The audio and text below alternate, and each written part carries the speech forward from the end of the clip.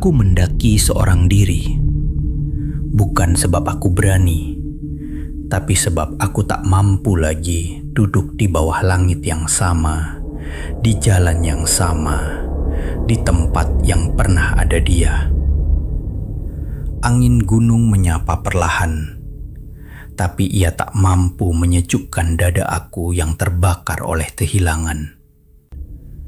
Setiap langkah aku di laluan sempit ini seolah-olah coba memijak jauh dari dunia, dari segala benda yang aku tak sanggup hadap. Aku berhenti seketika, memandang lereng hijau yang diselimuti kabus. Kabus itu nipis, tapi cukup untuk membuatkan pandangan aku jadi samar.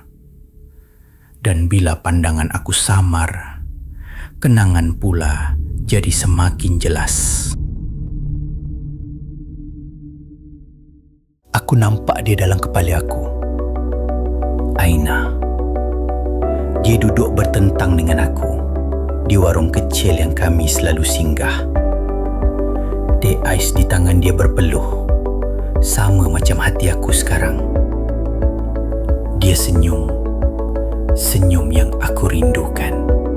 Abang, nanti kita nak anak berapa? Aku ketawa kecil waktu itu. Ketawa yang aku tak tahu rupanya ketawa terakhir aku bersama dia. Kalau abang kata 10, Aina sanggup? Aina buat muka geram lalu menepuk lengan aku. 10? Abang ingat saya kilang ke? Aku gelak. Tapi dalam gelak tu, aku pandang dia lama. Aku simpan wajah tu dalam hati aku, tanpa aku sedar dunia sedang bersiap untuk merampas dia dari aku. Aku capai tangan dia. Tak kisah berapa pun, asalkan Aina ada sampai tua, kita hidup sama-sama sampai uban penuh kepala. Aina diam sekejap. Mata dia lembut. Dia genggam tangan aku kuat. Kita hidup sampai tua ya? Janji. Janji. Aku telan air liur. Janji itu sekarang tinggal serpihan. Dia pergi kerana kemalangan jalan raya. Dan aku masih hidup untuk menanggung semuanya. Air mata jatuh tanpa aku segar, membasahi pipiku. Jatuh ke tanah, bercampur dengan peluh dan penat. Aku kesat kasar pipi aku. Tapi aku tahu, bukan pipi aku yang basah. Hati aku yang tenggelam.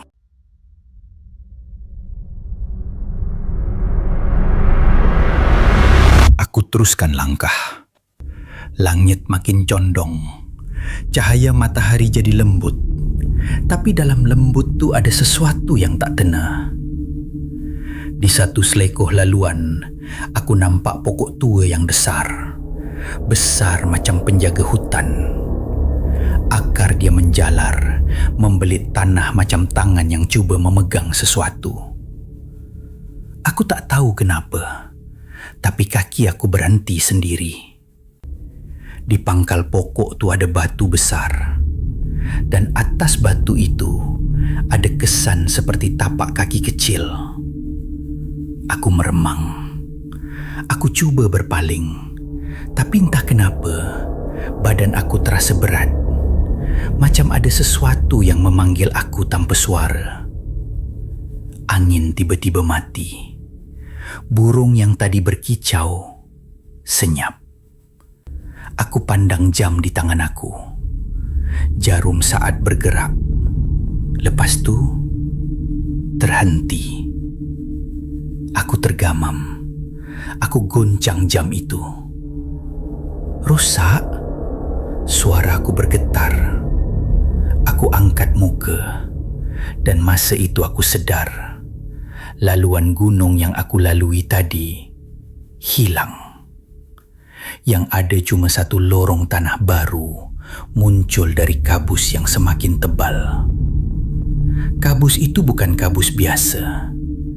Dia bergerak macam bernafas. Aku tarik nafas panjang. Aku melangkah masuk dan dunia di belakang aku seolah-olah ditutup. Aku tak tahu macam mana nak jelaskan perasaan waktu tu. Aku masih berdiri, tapi aku rasa macam aku baru saja ditelan oleh sesuatu. Udara berubah, wangi, sejuk, dan anehnya, tenang. Langit cerah, tapi matahari tak panas langsung. Cahaya dia lembut, macam cahaya pagi yang belum sempat menyengat. Aku memandang sekeliling. Di hadapan aku, sebuah kampung. Rumah-rumah kayu tersusun rapi, kemas, seolah-olah tak pernah disentuh hujan dan panas. Atap daun nipah berkilat. Tiada bunyi enjin, tiada bunyi manusia bising. Cuma bunyi air mengalir dari sungai kecil yang jernih. Sungai itu jernih sangat sampai aku nampak batu di dasar. Dan aku bersumpah, airnya berkilau macam ada cahaya dalamnya. Aku melangkah perlahan. Aku nampak penduduk kampung. Lelaki berbaju Melayu, kain pelikat, wajah tenang. Wanita berbaju kurung, berjalan lembut, rambut tertutup rapi. Ada yang membawa bakul berisi daun dan bunga. Ada anak kecil berlari, tapi tapak kaki mereka tak berbunyi. Semua orang macam normal. Tapi dalam normal tu, ada sesuatu yang terlalu sempurna. Kulit mereka bersih, mata mereka redup, senyuman mereka halus. Dan bila mereka memandang aku rasa macam aku ni benda asing. Macam aku tersesat masuk ke tempat yang bukan milik manusia. Aku telan air liur. Aku cuba senyum. Aku cuba berjalan lagi. Tapi tiba-tiba, seorang tua muncul dari sisi rumah. Dia berjalan perlahan, bertongkat. Wajahnya berkedut, tapi mata dia tajam. Tajam macam dia boleh nampak luka aku yang paling dalam. Dia berdiri di depan aku. Assalamualaikum. Aku tersentak. Aku jawab cepat. Waalaikumsalam. Dia mengangguk. Kamu bukan orang sini. Aku kaku. Saya hiking. Saya tak tahu macam mana boleh sampai sini. Dia pandang langit sekejap, seolah-olah mengira sesuatu yang aku tak faham. Kemudian dia memandang aku semula. Waktu kamu masuk bukan waktu yang sepatutnya. Aku mula rasa sejuk di belakang tengkuk. Maksud Tok? Orang tua itu mendekat. Suara dia rendah tapi tegas. Kamu jangan berjalan seorang diri di kampung ini. Keberadaan kamu tidak dijangka dan amat berbahaya kalau kamu terus berada di sini. Jantung aku berdegup laju. Aku cuba tanya lagi, tapi dia angkat tangan menghentikan aku. Mari, tidur di rumah aku malam ini. Hari sudah nak gelap. Esok lepas subuh, aku akan bawa kamu pulang. Aku tak mampu bantah. Aku cuma angguk. Rumah orang tua itu tak besar, tapi terasa luas. Tikar mengkuang halus, wangi pandan. Dinding kayu berukir corak yang cantik. Tapi ada tulisan aneh, macam tulisan lama yang aku tak mampu baca. Pelita menyala di sudut rumah. Api dia menyala, tapi tak berkelip. Macam api itu tak ditolak angin pun. Orang tua itu hidangkan makanan. Nasi putih berkilat, ikan bakar harum, ulam segar. Sambal ada, tapi rasa dia hidup, bukan pedas yang menyakitkan. Aku makan perlahan, dan aku tak boleh tipu. Sedap, terlalu sedap. Macam makanan tuh bukan sekadar kenyang. Dia buat dada aku yang sempit jadi lapang sekejap. Aku memandang orang tua itu. Tok, ini tempat apa sebenarnya? Orang tua itu menghela nafas. Ada perkara. Lebih selamat kalau kamu tak tahu. Aku diam. Aku coba hormat. Aku coba tahan takut. Malam makin pekat. Dan masa aku baring, aku dengar bisikan. Bukan dari luar, dari celah dinding rumah. Halus, berselang-seli, seolah-olah menyebut nama aku. Ammar. Aku terus duduk. Jantung aku hampir pecah. Aku buka pintu perlahan. Di luar, kampung tuh masih ada. Tapi suasana dia berubah. Langit gelap, bintang terlalu banyak, bulan terlalu besar. Dan di hujung kampung ada bayang hitam berdiri.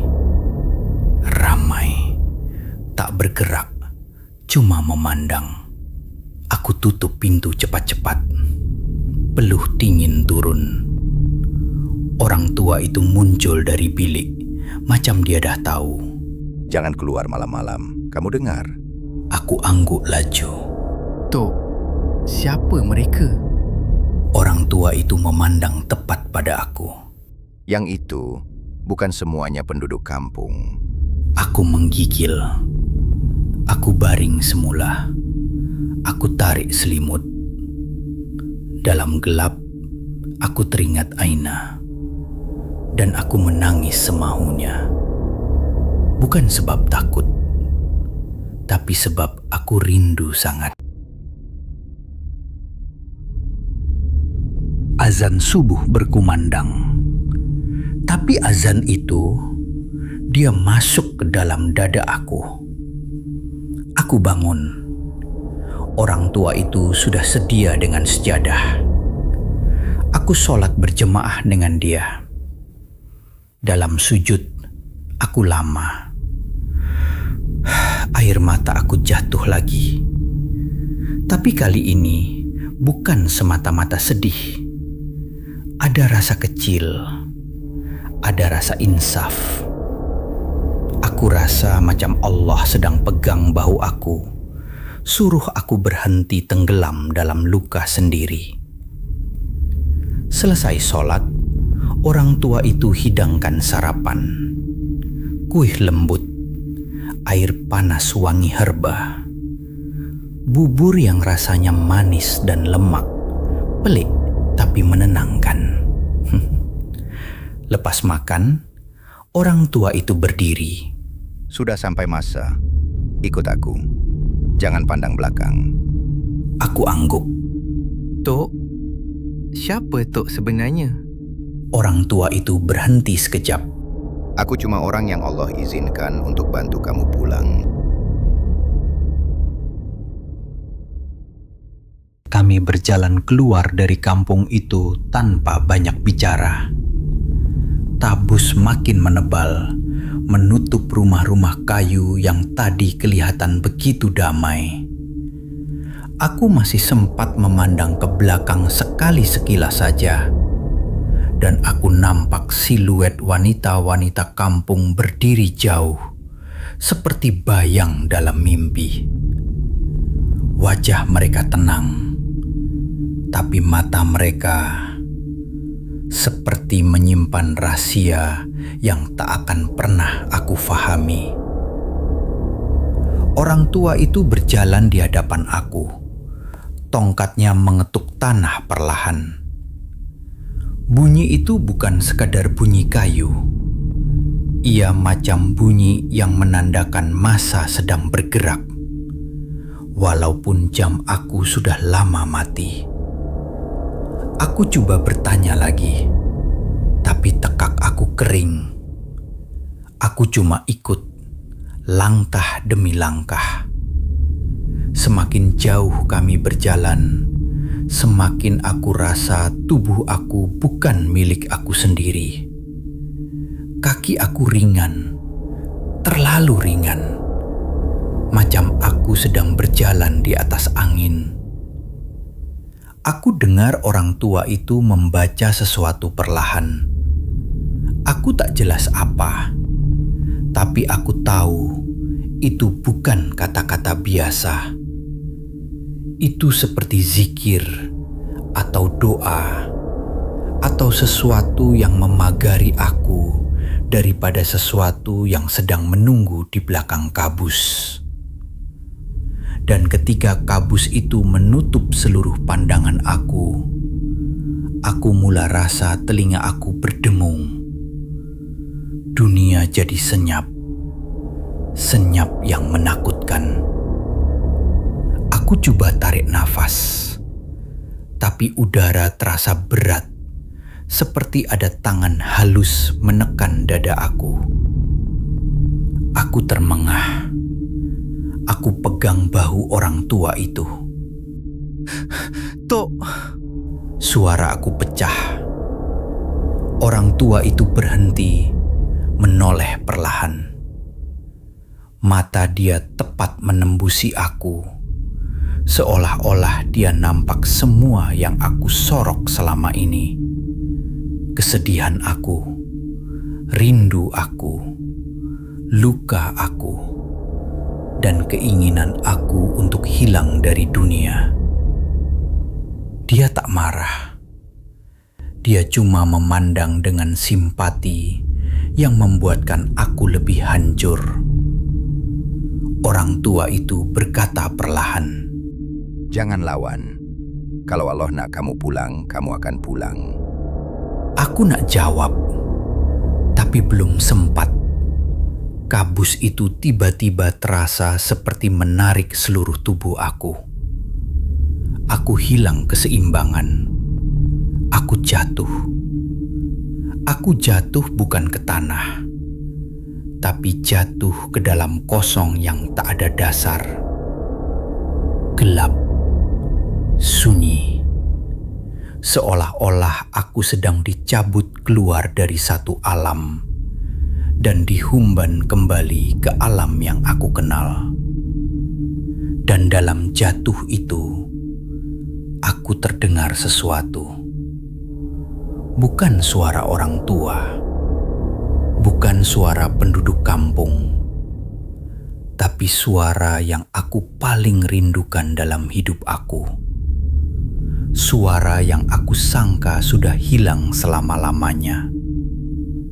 Suara Aina, lembut, sayu, seolah-olah datang dari jauh, tapi dekat sangat dalam hati aku. Abang, Aku terkeduh. Air mata aku jatuh, walaupun aku tak nampak apa-apa. abang, jangan lari lagi. Dan saat itu, aku terhempas. Aku jatuh di atas tanah gunung. Tubuh aku sakit, tetapi bukan sakit yang menakutkan. Ia sakit yang meyakinkan aku sudah kembali. Aku termengah-mengah. Aku duduk, tangan aku menggenggam tanah lembab, seperti orang yang baru diselamatkan dari lemas. Angin gunung menyapa muka aku. Bunyi burung kembali. Daun-daun bergesel. Semua bunyi dunia yang aku kenal kembali hidup seperti biasa. Tapi aku masih takut. Aku pandang sekeliling. Ini laluan hiking yang sama. Batu yang sama, pokok yang sama, kabus yang sama. Namun sesuatu dalam diri aku Rasa seperti baru pulang dari perjalanan yang terlalu jauh. Aku angkat tangan perlahan. Jam di pergelangan aku yang terhenti sejak aku melangkah masuk ke lorong kabus tiba-tiba berbunyi kecil. Jarum saat bergerak semula. Aku menelan liur. Aku pandang Tarikh. Dan masa itu, seluruh badan aku menggigil. Aku tak mampu bernafas dengan betul. Aku baca Tarikh itu sekali. Aku pejam mata. Aku buka balik. Tarikh itu masih sama. Aku bisik dalam suara yang hampir hilang. Tak mungkin. Aku kira hari. Aku kira malam. Aku kira dengan kepala yang berdenyut. Dan bila aku sedar hakikat itu, lutut aku lemah. Aku terduduk semula. 3 hari 2 malam. Aku hilang. Aku termasuk ke alam itu selama 3 hari 2 malam. Sedangkan aku rasa macam baru semalam aku mula mendaki. Aku berpusing mencari orang tua itu. Aku cari bayang dia. Aku cari suara dia. Aku cari tongkat yang mengetuk tanah tadi. Tapi tiada sesiapa. Seolah-olah tampung itu tak pernah wujud. Seolah-olah orang tua itu tak pernah ada. Yang tinggal cuma pokok tua di pangkal laluan. Pokok yang berdiri diam, besar dan tua, seperti penjaga sempadan antara dua alam. Aku berjalan perlahan ke arahnya. Dan di pangkal pokok itu ada sesuatu. Sehelai daun kering. Bentuknya pelik, seperti tangan kecil. Aku tunduk dan ambil daun itu. Saat jari aku menyentuhnya, aku tersentak. Daun itu hangat. Hangat seperti baru dilepaskan dari genggaman seseorang. Dan dalam hangat itu, aku terasa satu getaran halus. Macam daun itu membawa pesan yang tak ditulis dengan dakwat, tetapi ditulis dengan takdir. Aku menggenggam daun itu erat. Dan saat itu, aku sedar. Aku tak pulang membawa jawaban tentang alam bunian. Aku pulang membawa sesuatu yang lebih berat daripada jawaban. Aku pulang membawa pengajaran. Aku berdiri lama di situ, di bawah langit yang sama, di laluan yang sama, di tempat yang sama. Tapi aku bukan lagi manusia yang sama. Aku menunduk. Air mata jatuh lagi. Namun kali ini, air mata itu bukan meminta dunia memulangkan Aina. Ia bukan air mata yang merayu supaya takdir berubah. Ia air mata yang akhirnya mengaku, aku tak mampu melawan ketentuan Allah. Aku teringat wajah Aina. Senyum dia. Cara dia memanggil aku abang. Janji kami. Nak anak berapa, hidup sampai tua. Dan dada aku retak semula. Aku menangis. Aku menangis bukan kerana aku lemah. Aku menangis sebab aku manusia. Aku menangis sebab aku terlalu sayang. Aku menangis sebab aku masih hidup dan dia sudah tiada. Aku menutup muka aku dengan kedua-dua tangan. Suara aku pecah. Dalam hati aku berkata, Aina, aku tak akan lupa. Tapi aku juga tak boleh mati dalam kenangan. Aku sedar, selama ini aku fikir aku mendaki untuk melarikan diri daripada masalah. Tapi sebenarnya, aku sedang lari daripada kesedihan aku sendiri. Aku sedang lari daripada hakikat. Aku sedang lari daripada takdir. Sedangkan sejauh mana pun aku lari, aku tetap membawa luka itu bersama aku. Dan aku sadar, kesedihan itu bukan untuk aku peluk selama-lamanya. Kesedihan itu cuma singgah. Singgah untuk mengajar aku erti kehilangan. Singgah untuk mengajar aku erti sabar. Singgah untuk mengajar aku erti redo. Dan bila sampai waktunya, aku mesti belajar melepaskan. Bukan sebab aku tak sayang, tapi sebab aku masih hidup. Dan orang yang masih hidup perlu meneruskan langkah. Aku pandang langit. Aku tarik nafas panjang. Nafas yang terasa berat tetapi jujur. Dan buat pertama kali selepas pemergian Aina, aku rasa satu benda yang aku tak sangka aku akan rasa lagi.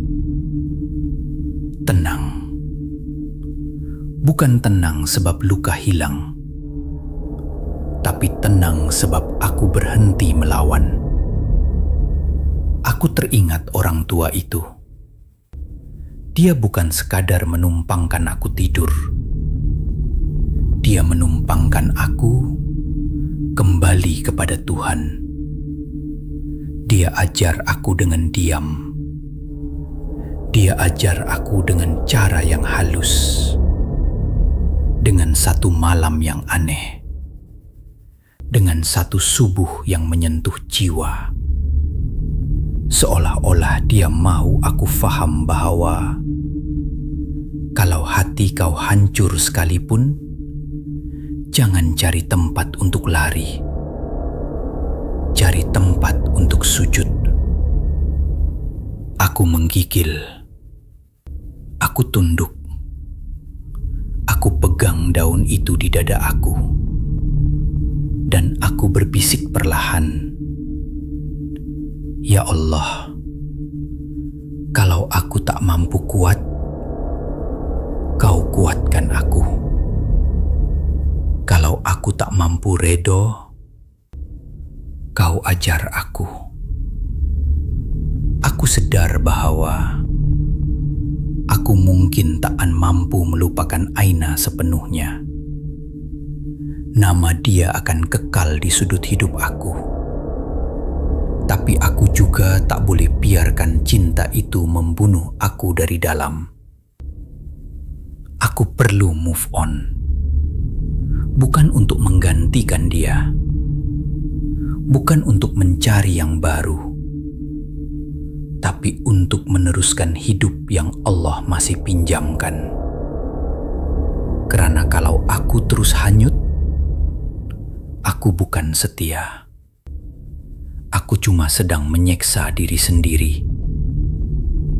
Aku sedar dalam apapun keadaan, sedih, takut, hilang arah, aku tetap perlu kembali kepada Allah.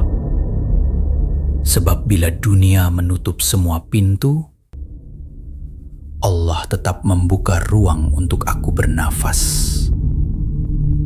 Allah tetap bagi aku jalan pulang. Walaupun jalan itu melalui kabus. Walaupun jalan itu melalui alam yang aku tak faham. Aku sapu air mata.